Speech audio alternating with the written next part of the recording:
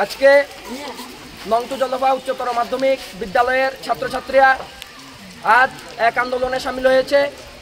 আজকের এই কারণ যে বিষয়ে আজকে আন্দোলনে সামিল হয়েছে, বিগত 5-6 মাস ধরে এই বিদ্যালয়ে একজন এডুকেশনের শিক্ষক নেই।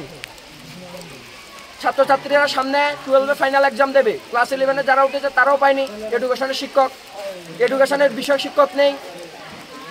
তারপরে পলিটিক্যাল সায়েন্সের পিজিটি শিক্ষক নেই এবং এই বিদ্যালয়ে দীর্ঘ 5-6 বছর ধরে একজন হেডমাস্টার নেই।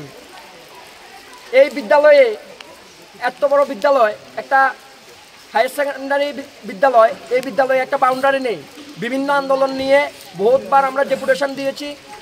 আমাদের প্রতিনিধি দলরা শিক্ষকদের সাথে কথা বলে এবং ডিস্ট্রিক্টেও আমরা স্যারের মাধ্যমে, যিনি ইনচার্জ আছে ওনার মাধ্যমে অনেকবার আমরা মেমোরেন্ডাম সাবমিট করেছি, তাতেও কোনো কাজ হয়নি।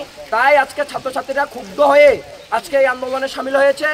যদি আজকে এই আন্দোলনের মাধ্যমে কোনো সমস্যার সমাধান না হয়, এই আন্দোলন চলছে এবং আগামী দিনে এর থেকে বৃহত্তর আন্দোলনে সামিল